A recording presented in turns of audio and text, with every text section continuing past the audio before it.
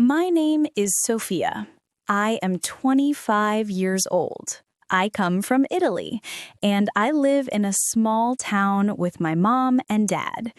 My town is calm and very pretty, with small roads, ancient houses, and kind neighbors. I enjoy my town, but deep inside, I always wish for a bigger life. I want to travel around the world and try new things. I want to study in New York City. In my town, I learn English at a small academy. My English teacher tells me, "Sophia, your English is very strong. You must think about studying in a different country." Her sentence makes me smile. Slowly, my mind starts running toward New York, an energetic city full of dreams and new chances.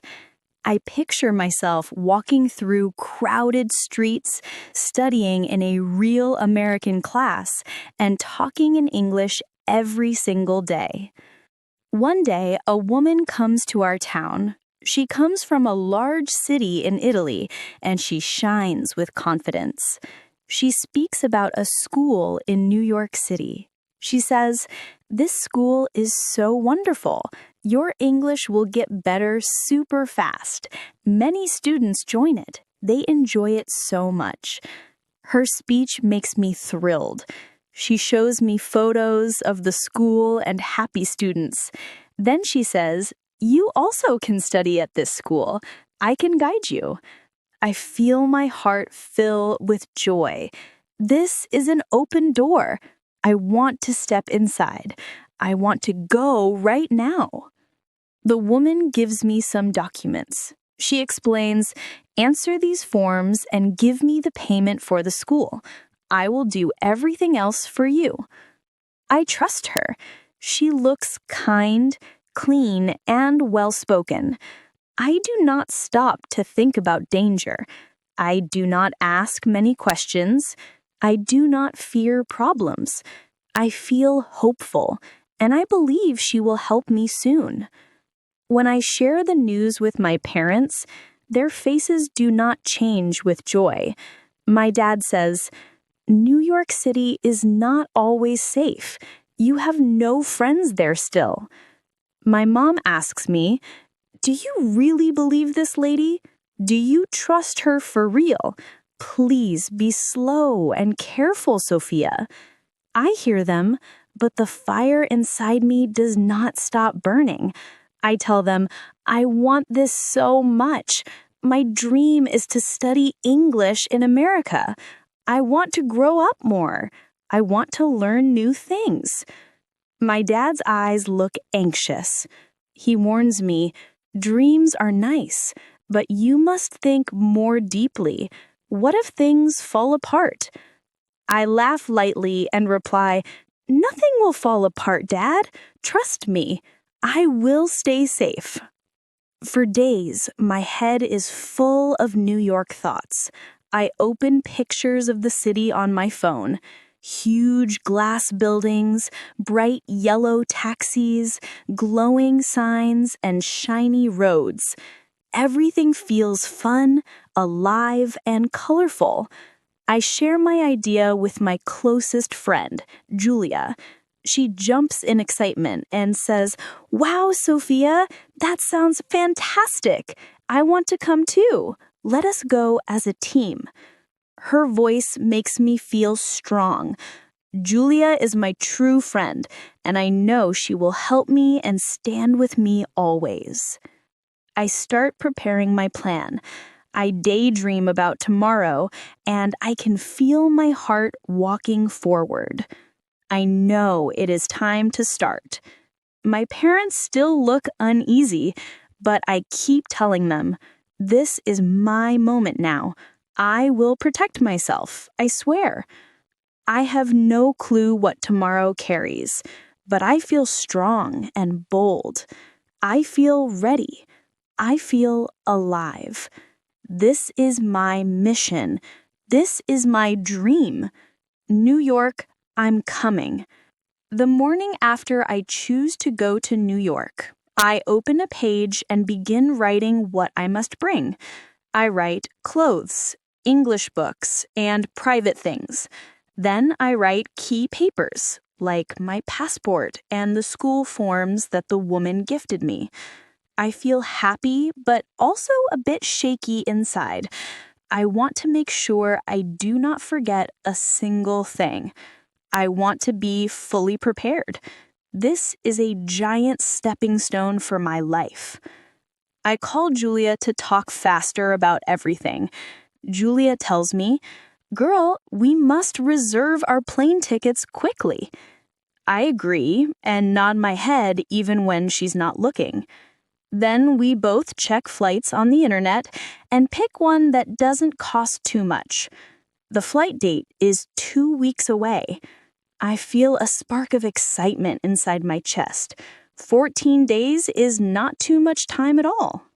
Inside the house, I begin filling my travel bag. My mom stands by me to help. She reminds me, "Sophia, don't forget thick coats. New York winters are super freezing." She also packs crackers and snacks for the flight. Julia and I also read more about New York weather and flights in our free time. Dad stands by the door watching quietly. His silence makes me feel he is scared, but he does not say anything loudly. Julia and I see each other daily to get prepared together. She holds her camera and states, "I will capture so many memories. This trip will stay with us always." We discuss places like Times Square and the Statue of Liberty. We laugh, shout a bit, take pictures of our bags, and dream in English words sometimes. We feel like tourists already. The excitement is so high. There is so much hope. There is so much joy. A few days before our flight takes off, Dad hands me extra money. He tells me, "Keep this money hidden and safe. Spend it only if you truly need it, Sophia." I hug him with a thankful heart. My mom gives me a small travel diary. She says, "Write your feelings and your moments. When you return, I want to read the stories inside." Her voice breaks a bit, and I feel her heart shaking. It makes my heart shake too. Then the flight day arrives. Julia and I stand up early in the morning before the sun fully opens the sky. My mom and dad drive us to the airport. The car is quiet. Mom looks at me with water inside her eyes. Julia and I try to joke around, but the air feels serious. The airport is far away, and silence fills every long road moment. When we reach the airport, Julia and I move to the counter to register our bags and receive our tickets. Then we pass through security gates. Slowly, we walk to the flight door. Our feet feel like clouds. Our hearts pound inside. This is new. This is real. I look at Julia and whisper in a playful but nervous voice, "We are doing it. We are truly going to New York." Julia replies smoothly, "Yes, Sophia, it is happening now." Inside the aircraft, Julia and I take our seats by each other. This is my first time up in the sky. I press my face to the window and see the airport shrinking. The plane lifts up, and I feel a mix of wild joy and tiny worry. "We're really going to New York," I say again softly. Julia smiles brighter and tells me, "Girl, this is our first chapter." The flight team gives us drinks and light food. I take a small sandwich and orange juice. Julia bites her food and jokes, "Not bad for a sky meal." We both laugh lightly and open an American movie with English subtitles in the seat screen. "Great for practice," I say brightly. Julia nods and says, "Let us learn while we fly." When the film ends, I scan the plane seats. Some sleep, some read, some talk softly. The engine hum feels loud but constant. I feel relaxed. I pull out my diary and write short lines. We are up near the clouds. The earth looks small. I cannot understand that I am going to New York. Julia opens a conversation. "What do you want to see first?" I tell her, "Times Square. I want to feel the heartbeat of the city." Julia says, "And pizza." New York style. They say it is the top. We both laugh again and let our dreams run wildly. As time walks ahead, exhaustion walks into my body. The ride is quite long and the excitement is turning into sleep. The seat is not too cozy, but finally, I close my eyes and rest for some time. When I open my eyes again, Julia is already looking at the window. "Sophia, see," Julia says, "city sparks of New York." I stand up a bit to look outside. Night is everywhere, but the lights glow like stars on land.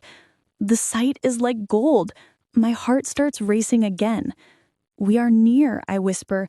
I feel joy again, but also tiny fear again. What is coming now? Will our plan survive the test of reality? Will everything go exactly how we imagined?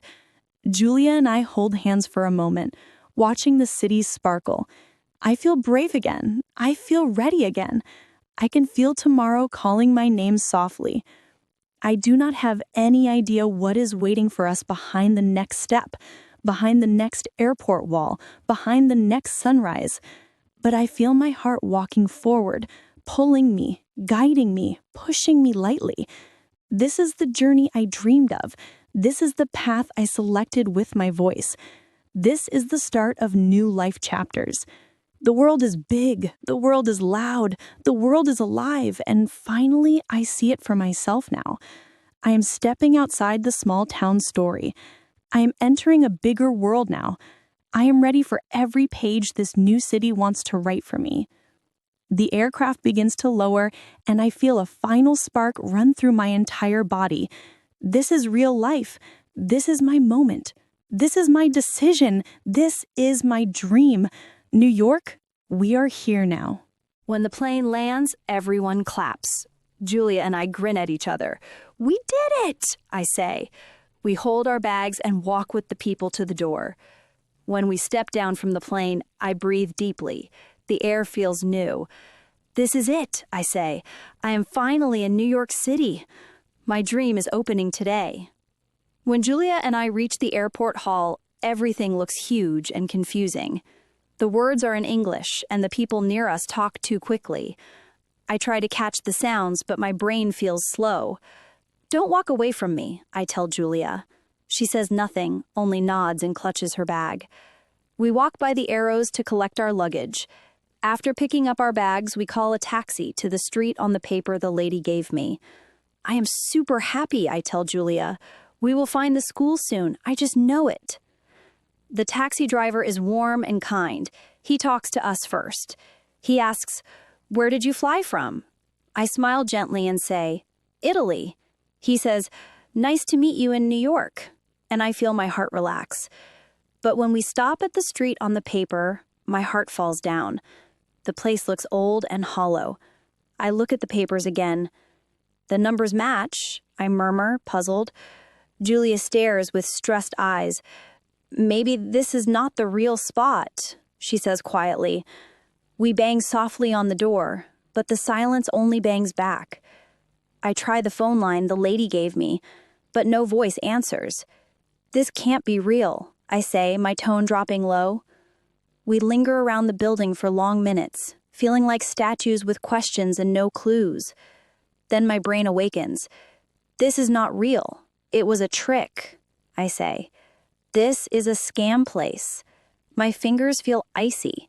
I unzip my bag to touch my money, but the space where it was is now only air. "Julia, they stole it all," I wailed. Julia looks pale. "Where do we go next, Sophia?" she asks. I feel like a page with no ink. We find a tiny coffee shop nearby and sit. My heart feels like sand. The waiter sees our faces and asks, "Everything fine?" I explain our path, and his eyes soften with sadness. "I am truly sad," he says. "This kale hits some travelers here. Be slow, be careful." The waiter gives us free coffee and quiet wisdom.